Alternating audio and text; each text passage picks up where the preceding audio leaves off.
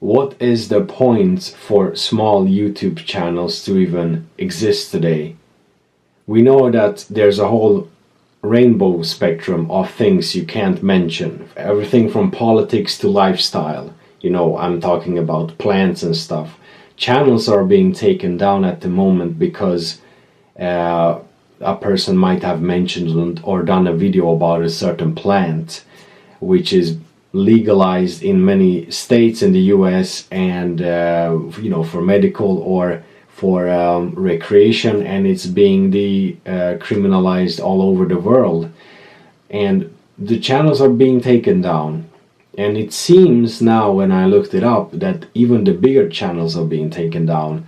Not just a man talking about something and he mentions that, and he has been having a channel for years and years, and suddenly it's gone. So things are being heavily censored and controlled, micromanaged. And this affects the whole purpose of YouTube and its community. This is going to be interesting, by the way, regarding Joe Rogan, because on his podcast people actually smoke plants.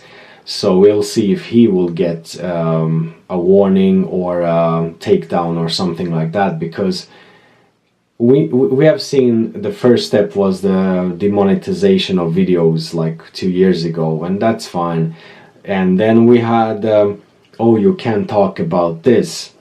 But who cares? We will still talk about it. It doesn't matter if you have to confirm your age or if you don't get the channel recommended. You can still find your channel of choice, and especially for the smaller channels, which are now prone to be taken down for even mentioning something which is not accepted. And that spectrum is being so wide right now that people, I guess, thought about it's a classic thing, okay, it will only be regarding this, but it will always stretch to the maximum level until YouTube, if it goes along on this path, will become just like the TV you don't have, just like the TV programs you don't watch, just like the entertainment you don't pay for.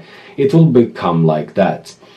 And I find it interesting because it seems like it doesn't matter if there's a channel, no matter if it's about lifestyle or politics, if it has 300,000 subscribers or it has a couple of thousand subscribers, it will still be a target.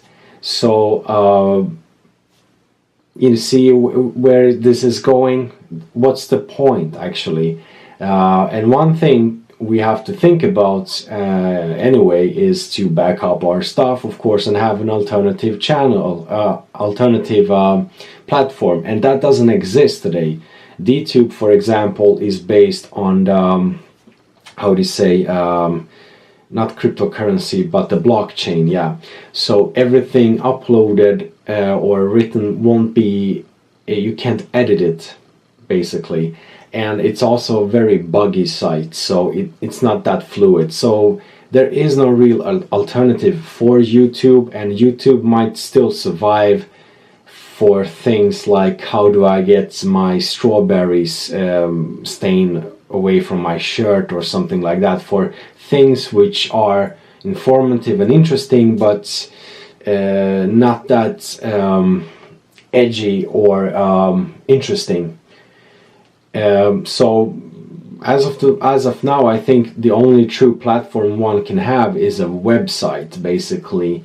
But that is something that's regarding videos, it takes tons and tons of space. So, and it's something that we're not used to anymore. I can still remember the days where you had a good long bookmarking section on your browser.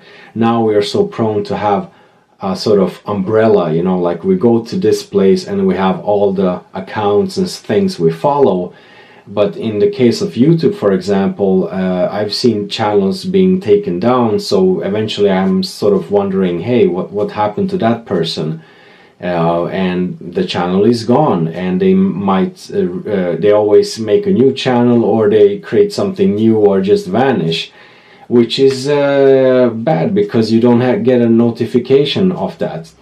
And regarding this latest trend on YouTube to go after all these plant-based,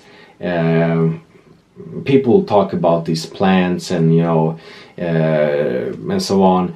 I mean, it's okay to talk about alcohol, caffeine, about all this sort of junk food, junk stuff, junk culture we have, things which you don't pay for, which you're not interested in.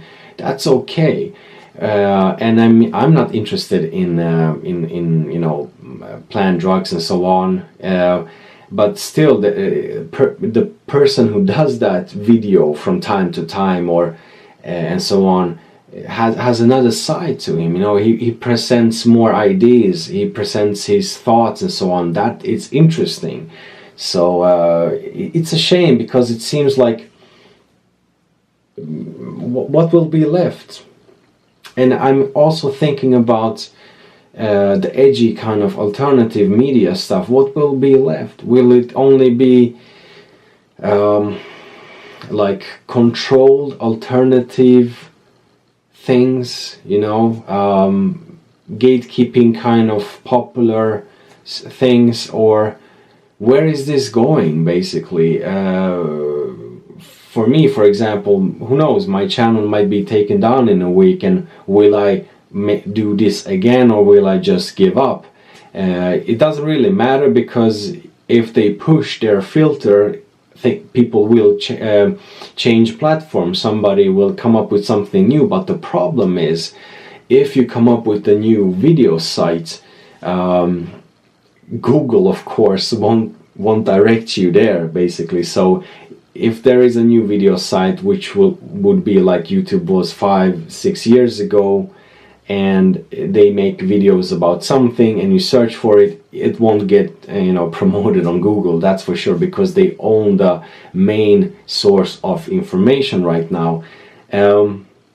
So there are two ways. One can change something from the inside, or create alternatives. Creating alternatives is demands so much. You have to realize how much not terabytes, but zillion bytes all the videos take, and the processing. It's so fluid on YouTube. You should just go and try DTube and realize how buggy can be in this phase of establishing a video site. And another thing, or the last thing I want to mention now, it's 8 minutes, is these filters we are now experiencing on YouTube, which will sort of which are set to detect certain words, pattern of thoughts, and put them in pigeonholes, and block them, censor them, or unexpose them, in a sense, de-expose them, sorry. Those filters are made by the best company in the world, Google, of course. That technology will be sold to so many other devices, and this gets into the sort of cyborgian,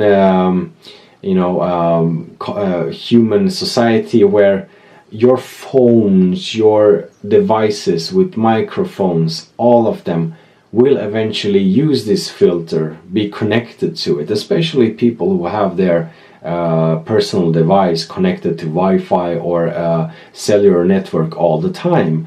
You're connected to a database, and there is information flowing there which you don't know about, and you have to ask yourself, why does the battery life last shorter or just as long as it did maybe some years ago?